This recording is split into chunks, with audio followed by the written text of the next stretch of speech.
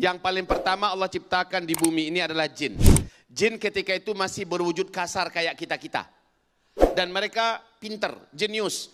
Teknologi yang mereka bisa capai lebih daripada kita hari ini. Kagak ada apa-apanya kita. Oke ya. Setelah jin membuat kerusakan dan berakhir dengan diperangi oleh para malaikat langit yang dipimpin langsung oleh kepala jin yaitu Azazil. Setelah itu Allah ciptakan Adam. Nah oke. Adam pun dengan suatu trik tertentu yang memang telah dalam izin Allah akhirnya tercampak ke dunia. Dan sejak itu Nabi Adam memulai kehidupan dengan anak cucunya. Terus ya. Dan sesi terakhir adalah Nabi Muhammad. Nabi Adam, Nabi Ibrahim, Nabi Musa, Nabi Isa.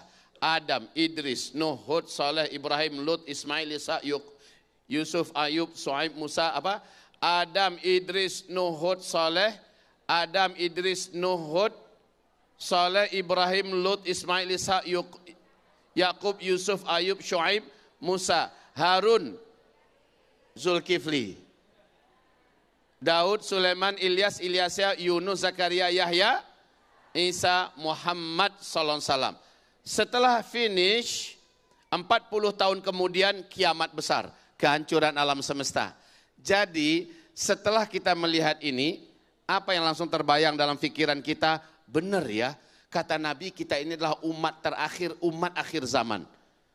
Maka beliau menobatkan dirinya sebagai Nabi akhir zaman. Ya, Nabi Muhammad adalah Nabi akhir zaman. Oleh karena itu, jangan lagi katakan Uzma adalah Ustadz akhir zaman. Kenapa? Kita semua adalah umat akhir zaman. Seluruh Ustadz, siapapun dia, Ustadz akhir zaman semua. Setuju? Setuju tidak? Kok pada ketakutan? Baik, hamba-hamba Allah, jadi kita fokus di sini ya. Star adalah Nabi Muhammad diutus oleh Allah sebagai Nabi dan Rasul. Finish adalah berakhirnya seluruh umat Nabi Muhammad di muka bumi. Ini dia, star. Nabi Muhammad dalam usia 40 tahun, Allah utus sebagai Nabi dan Rasul. Finish adalah wafatnya seluruh orang Islam yang ada iman di dalam dadanya secara serentak semuka bumi. Finish. Apa yang terjadi sebenarnya? Yaitu terjadinya tanda besar kiamat yang ketujuh. Angin kematian yang berhembus dari Yaman. Angin ini lembut, sejuk, baunya bau wangi kesturi. Dengan cepat membungkus bumi. Kata Rasulullah, saat angin lembut ini membungkus bumi, siapapun orang Islam yang ada iman di dadanya, seberapapun kecil iman di dalam dadanya, angin ini pasti sampai kepada orang itu. Pasti sampai kepada orang itu. Ketika kulitnya tersentuh oleh angin, ketika terhirup olehnya angin lembut yang berbau wangi kesturi ini, saat itu di tempat itu juga dia langsung tergeletak meninggal dunia. Serentak seluruh orang Islam yang ada iman kepada Allah meninggal dunia.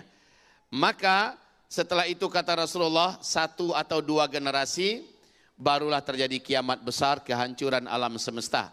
Atau di cerita finish ini tidak ada lagi orang beriman yang tersisa hidup di muka bumi. Sudah habis semua. Ceritanya happy ending, kita husnul khotimah. Amin. Tolong jangan ada yang bertanya, Buya, kalau memang ujungnya semua kita serentak meninggal, lalu siapa yang ngurus jenazah kita? Kagak usah dipikir.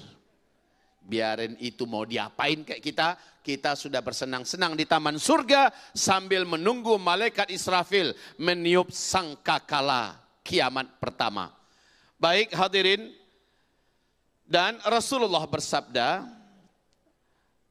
dari start ke finish kalian semua akan menjalani 5 fase sejarah. Fase pertama, fase kedua, fase ketiga, fase keempat, dan fase kelima. Ya, 5 fase sejarah ini kita telah melalui yang pertama, kedua, dan ketiga. Kita telah melalui yang pertama, kedua, dan ketiga. Yang pertama Nabi Muhammad langsung yang memimpin. Lamanya 23 tahun. Nabi meninggal, masuk fase kedua. Khulafaur Rasyidin, lamanya 30 tahun. Setelah itu berpindah kepada fase kerajaan dan dinasti. Lamanya 1227 tahun.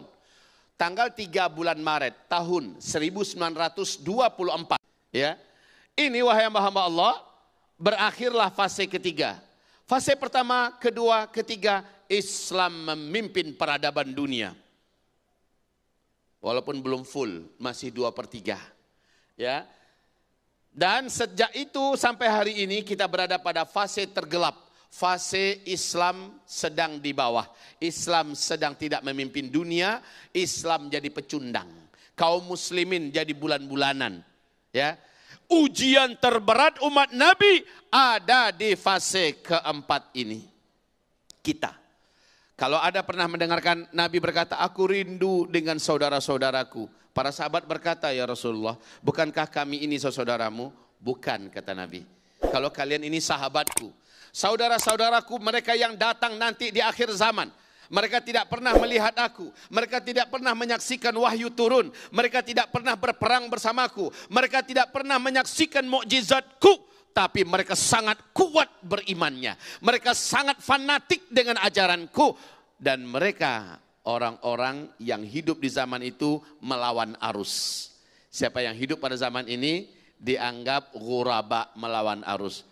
Orang yang bisa bersabar mempertahankan Islam, orang yang bisa mengamalkan Islam dengan baik pada masa itu, kata Rasulullah, berhak mendapatkan pahala 50 kali lipat pahala kalian pada hari ini. Kaget para sahabat. Kita duha, mereka duha, sahabat duha. Kita tahajud, sahabat tahajud. Tapi pahala tahajud kita, Pak, 50 kali lipat pahala tahajudnya para sahabat. Allahu Akbar. Syaratnya apa?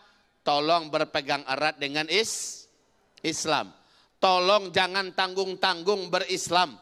Jadilah muslim kafah, jadilah mukmin haqqan. Sampai kapan? Sampai kita menghembuskan nafas terakhir. Maka setiap pahala yang kita dapatkan 50 kali lipat pahalanya sahabat di amalan yang sama. Allahu Akbar. Baik. Ini saking beratnya ya. Dan fase ini insya Allah berakhir. Kita masuk pada fase kelima. Fase kelima, fase dunia bagai bayang-bayang surga. Indah, nikmat, tidak ada satupun kejahatan di muka bumi. Jangankan ada negara yang perang, Pak. Jangankan ada negara yang perang, Bu. 2 orang lelaki kelahi saja takkan ditemukan di fase kelima. Demikian sabda Rasulullah SAW. Saking damainya, 2 orang laki-laki saja tak ada yang kelahi. Pada masa ini tidak ditemukan satupun penjahat sehingga penjara-penjara sepi dan kosong. Pada fase ini semua rumah sakit sepi dan kosong. Sebab apa? Semua penyakit Allah angkat. Bahkan binatang buas pun Allah jadikan jinak. Kekayaan yang ada dalam perut bumi muntah seluruhnya ke permukaan. Kata Rasulullah tidak ditemukan lagi satupun orang yang miskin. Rindu tidak suasana ini? Rindu tidak suasana ini? Tanpa perang, tanpa kecurangan, tanpa kezaliman, tanpa kejahatan, tanpa ada penjajahan, tanpa ada bencana. Ini semuanya terjadi di fase kelima. Fase Islam kembali memimpin seluruh dunia. Oke, kaum muslimin yang kami muliakan.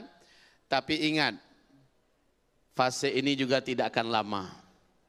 Setelah dia muncul, kata Rasulullah 7 sampai 9 tahun saja. Di antara itu kita pun semua mengalami finish. Baik Bapak Ibu yang kami muliakan. Sekarang kita di fase keempat. Kita fokus ke fase keempat. Hadirin, ada apa di fase keempat? Dan apa hubungan dengan Palestina? Kami ingin mengatakan bahwa pas fase kelima nanti, di fase kelima nanti kata Rasulullah SAW, pusat pemerintahan Islam seluruh dunia nanti adalah di Palestina, di Baitul Maqdis. Negeri yang teraman nomor 1 di dunia. Negeri yang paling kuat, paling sejahtera, paling makmur nanti di akhir zaman adalah Syam. Pusatnya adalah Palestina.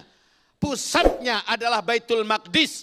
Pusatnya adalah Masjidil Aqsa.